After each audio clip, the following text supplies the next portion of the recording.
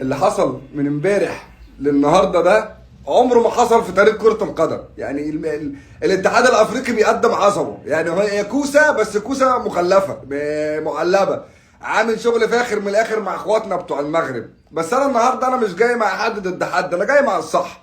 ما هو معلش ما تجيش بعد شهرين تسحب لقب من منتخب السنغال وتديه لمنتخب المغرب. بقالنا 4 سنين يا ابن الجزمه عايزين نعيد ماتش السنغال. الزمالك بقاله 20 سنه بيتكلم في قضيه القرن.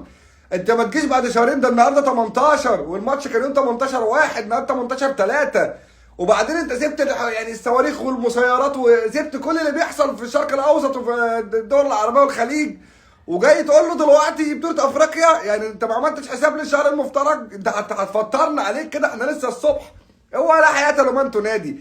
اخواتنا المغاربه مع الاتحاد الافريقي متسبي والدنيا تقدر تبص احمد ضحكت.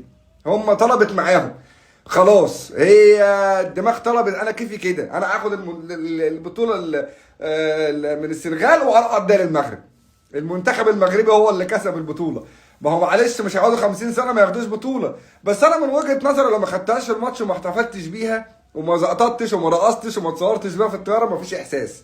خلاص حتى لو اديناك 10، لو بعتنا لك 5 6 من الدولاب ولا هيفرقوا معاك ولا هتحس بحاجه. الناقص بس هو اللي هيحتفل، الناقص اللي هيحتفل بحاجه شبه دي.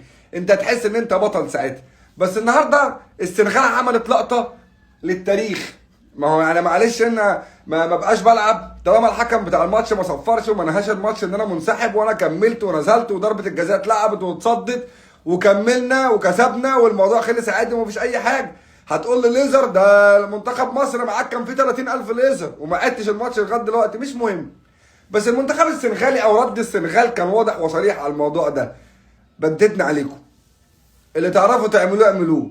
انا باجي لك دغري، اقسم بكلمك بلغه بالشعبي. هم قالوا لهم كده الكاس مش هنديهولكم.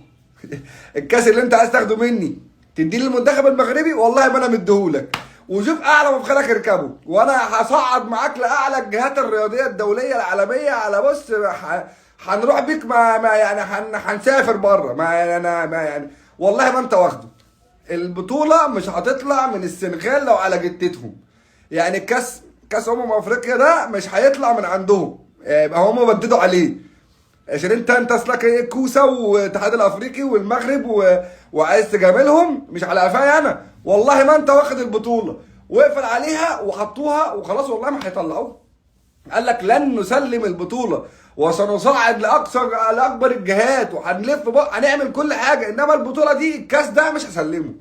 والله ما انا مديهولك عشان انت عيل واطي وظالم اصلا. وانتوا عارفين الاتحاد الافريقي يا جماعه مع اخواتنا بتوع المغرب، يعني بسم الله ما شاء الله. والله انا مش ضد حد، بس يعني الموضوع بقى مكشوف قوي. انت يعني المجاملات على ودنه، المجاملات للفرق المغربيه وللمنتخب المغربي على ودنه، على ودنه في كل حاجه. انا بالنسبه لي انا كمواطن مصري يكفيني ماتش الوداد والاهلي.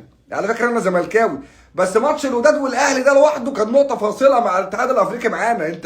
انت خدت فرقه بتلعب على نهائي دوري ابطال افريقيا وده الثالث هيحتفظوا بيه، والنادي الاهلي هو اقوى نادي يعتبر في افريقيا كلها. فانك تظلمه وتاخده تلعبه على ملعب هناك، لا انت كده انت مفتري، واللي السنغال هتعمله معاك من حقك.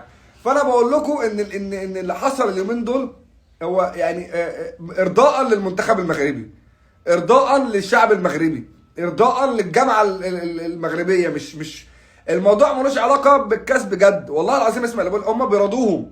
يعني مع حقك عليا. عارف انت لما تطبطب على واحد كده اكل علقه في شارع، معلش يعني حقك عليا، مع كل سنه وانت طيب. احنا اسفين، عاجبهولك اضربهولك قدامه دلوقتي. فهو هيجيب المنتخب السنغالي يهزقه ويزعق له. انت ازاي تعمل كده في المنتخب المغربي؟ اديله البطوله بتاعته، اديله يا ولد الكاس، وهو والله ما انتوا واخدينها. السنغال خلاص قالت لك مش هتاخدوها، انا مش هتاخدوها.